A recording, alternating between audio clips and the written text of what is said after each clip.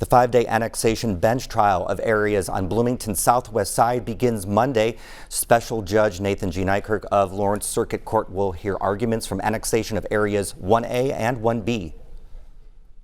Those are the two proposed annexed areas that had more than 51% of remonstrance signatures, but less than the 65% needed to overturn annexation. The longer this goes on, the more divisive it has become, and that's not because of efforts by us. It's just a unilateral, by definition, an involuntary annexation. In 2021, former Mayor John Hamilton called the annexation historic steps to right-size the city after 17 years.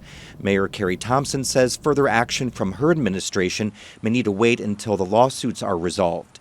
The other 5 areas reached the more than 65% threshold to void annexation, but those areas are being challenged by the city in a separate case, claiming a 2019 state law about remonstrance validity is unconstitutional. Trial begins 9 a.m. Monday at the Monroe County Justice Building.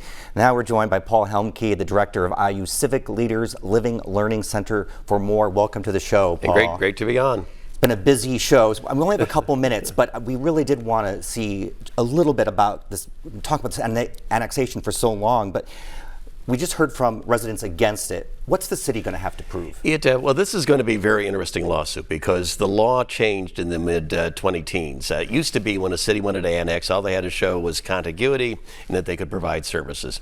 And around 2015, the state legislature said now in a situation like this, the city has to show that it's in the best interests of the people that live there.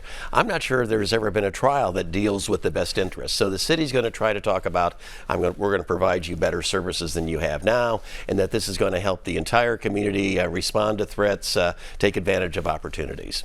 And then those against annexation are going to say? They're going to say the opposite. They're going to come in and they're going to say, we're happy with what we've got. We don't want to pay any higher taxes. This could affect county government's ability to provide some services, township ability to provide services, and just leave it the way it is. So it's really two different visions on what a community should look like in the future, and it's going to be a tough one for the judge to decide. Well, that's what I wanted to ask. So what's the judge going to be looking for from both sides? Is there a precedent to look at for the judge? Well, there's not really a precedent in Indiana. Again, this best interest standard is pretty new. And so how do you judge what's in the best interest? And this is where I think the city's going to be looking at the broader scope of things. It's been 20 years since we've annexed. For Bloomington to continue to grow and prosper and thrive, we need to expand our boundaries to reflect the economic and demographic reality. But again, the folks that are there are going to say, hey, we're fine where we are. That's why we moved here. We don't want to be part of the city.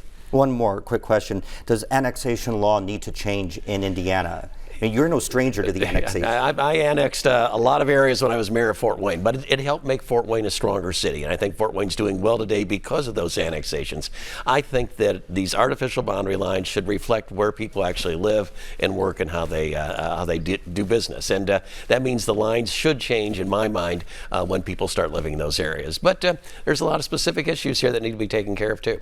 It's going to be a full week, I assume. I think it's going to be a busy 5 days of trial. Yeah. Thank you so much. Appreciate it. Great to be here.